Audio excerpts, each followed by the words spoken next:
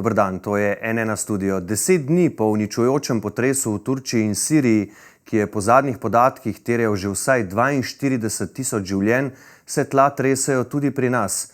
Dopoldne je močno streslo območje Kvarnerja na Hrvaškem. Potres z močjo 4,8 z epicentrom na Krku smo čutili tudi povsod po Sloveniji. Na zgradbah v okolici epicentra je nastala manjša škoda. Na reki so se zamajali nebotičniki, ljudi je prestrašilo bobnenje, zato so tekli na prosto. Tla se še vedno tresejo. Je to povezano s potresi iz Turčije in tudi Romunijo, ki jo je precej streslo ta teden? Se aktivnost na območju jugovzhodne Evrope povečuje, je ogrožena tudi Slovenija, se danes sprašuje marsikdo. Za nekaj pojasnil je z nami seizmolog z Agencije za okolje Miha Lanšček. Lepo pozdravljeni, dober dan. Lepo pozdravljeni tudi vi. Za začetek, kaj torej vemo o tem današnjem močnem potresu v bližnjem Kvarnerju? Na Krku so precej prestrašeni, pravijo, da jih tako močno še ni streslo. Zaenkrat vemo, da se je zgodil potres ob 10:47 po lokalnem času, nekje na Krku, približno 110 km južno od Ljubljane. Izračunana magnituda je bila 4,8. Ocenjena intenziteta po prvih podatkih je bila 6. stopnje po evropski potresni lestvici, se pravi, gre za potres, kjer so prisotne manjše poškodbe. Ljudje se prestrašijo tudi in zbežijo na prosto, nekateri predmeti padajo na tla, lahko se seveda pojavijo tudi nekonstrukcijske poškodbe, kot so odpadanje manjših kosjev ometa. Pri nas je bila seveda intenziteta ocenjena malo nižje. Kako močno pa smo ga čutili v Sloveniji? O čem poročajo prebivalci? Videl sem prej na vaši spletni strani, da je bilo kar veliko izpolnjenih vprašalnikov. Dejansko smo dobili zelo veliko izpolnjenih vprašalnikov in tudi obisk naše spletne strani je bil zelo velik. Mislim, da je po zadnjih podatkih, kolikor vem, je bilo več kot 1500 izpolnjenih vprašalnikov. Ocenjena intenziteta je zaenkrat 4, se pravi, to ocenjujemo kot zmeren potres, se pravi, v zaprtih prostorih ga čutijo mnogi, na prostem redki posamezniki, okna in vrata zaropotajo, posode zažvenketajo, so ga pa čutili predvsem prebivalci v višjih nadstropjih, kar je tudi povsem normalno pri tako oddaljenih potresih. Ni pa iz Slovenije poročilo nobeni niti najmanjši škodi, ne? Verjetno. Zaenkrat takih podatkov nimamo. Se bodo zdaj tla v Kvarnerju tresla še nekaj dni, lahko pride tudi do kakšnih močnejših popotresnih sunkov, ali je tisti najmočnejši bil ta današnji dopoldanski? Torej, če bo prišlo do popotresnih sunkov ali še kakšnih močnejših potresov, tega ne vemo in ne moremo napovedati. Zelo verjetno se bodo tla tresla še nekaj dni. Tudi do zdaj smo že locirali nekaj 10 popotresnih sunkov, tako da tla se bodo prav gotovo še nekaj časa tresla.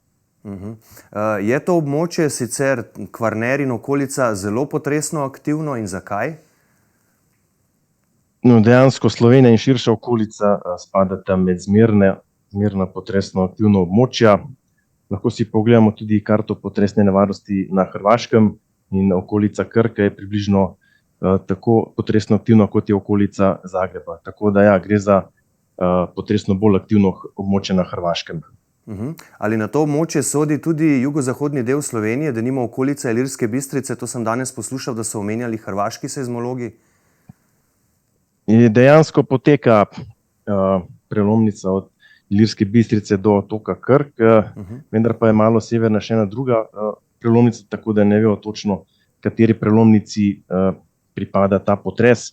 Je pa okolica Ilirske Bistrice spada tudi med potresno bolj aktivna območja v Sloveniji, vendar ne najaktivnejša. Ni pa to dogajanje danes povezano s popotresno aktivnostjo na širšem območju Petrinje, ki je bila močno prizadeta konec leta 2020 in od takrat naprej se v bistvu v tistem delu Hrvaške kar pogosto tresejo tla. To dvoje pa verjetno ni povezano, ne? Res je, da se tla še vedno tresejo v Petrinji, čeprav od potresa minilo že dobri 2 leti, skoraj ne mine dan, da ne bi zaznali vsaj en potres, če tudi šibak. Ampak potresi v Petrinji ali pa v Turčiji neposredno prav gotovo niso povezani s potresi pri nas. Lahko bi pa govorili o posredni povezanosti v smislu, da imajo vsi potresi enak način nastanka, se pravi, do potresov pride zaradi premikanja tektonskih plošč. Ali je zaradi tega današnjega dogajanja morda bolj ogrožena tudi Slovenija? Potresov seveda ni mogoče tako natančno napovedovati, pa vendar se ljudje sprašujejo, nas mora skrbeti ali ne?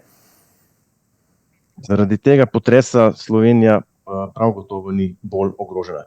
Tukaj bi raje govoril o potresni nevarnosti. To je neka naravna danost, ki nam je dana in ki je ne moremo spremeniti. Seveda nas pa vedno lahko skrbi. Tudi v Sloveniji se pojavijo potresi, ki imajo velike magnitude, tako da vedno lahko razmišljamo o tem, kako se bomo zaščitili, kako bi morali graditi in upoštevali navodila civilne zaščite o ravnanju pred, med in po potresu. Kje pa so ta območja v Sloveniji? Mi smo na N1 že nekaj pisali o potresni varnosti, denimo v Ljubljani, katere stavbe so denimo bolj ogrožene. Katera so torej ta območja v Sloveniji, tista morda najbolj ključna?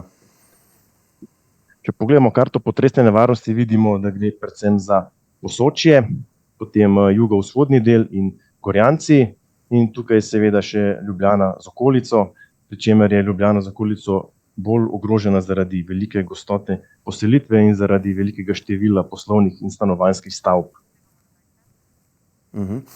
Morda bi tu omenil še to, kar ste v bistvu že vi prej sami. Hrvaški seizmolog Krešimir Kuk je za Večernji list dejal, da opažajo, da je v tem delu Evrope v tem času mogoče opaziti pa bolj izrazito seizmično aktivnost. Ampak po vaše, torej ti nedavni potresi v Turčiji, Romuniji in ta današnji niso neposredno povezani, zgolj posredno v smislu te seizmične aktivnosti, kot ste rekli, siceršnje.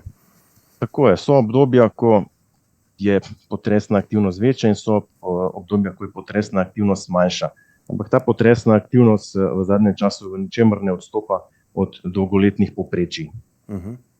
Koliko časa, pa morda še za konec to, koliko časa se bodo še tresla tla na območju Turčije in Sirije, kjer spremljamo prizore popolnega opustošenja? Prej ste sami rekli, da se tla recimo v Petrinji še vedno niso umirila niti po več kot 2 letih.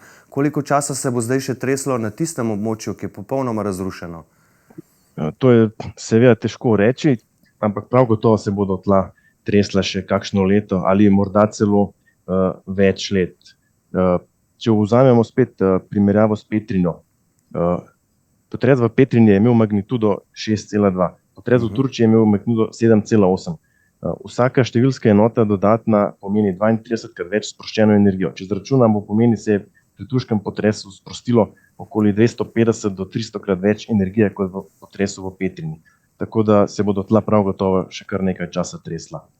So pa verjetno, morda, če še to razjasnimo za konec, posledice odvisne tudi od globine samega epicentra. Torej, to je tisti ključni dejavnik morda ali pa eden od česar je potem odvisno, koliko je dejansko, kakšne so potem posledice. Tako je. Plitvejši, ko so potresi, več energije pride gor na površje in tak potres je lahko tudi bolj uničujoč.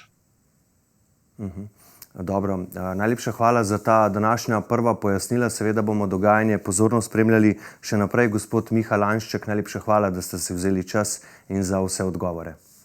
Hvala tudi vam za povabilo. Lep dan, hvala pa tudi vam za vašo pozornost. Seveda, kot rečeno, vse podrobnosti v zvezi s tem današnjim močnim potresom v Kvarnerju sproti spremljamo na naši spletni strani n1info.si iz studia, pa le še lep pozdrav in nasvidenje.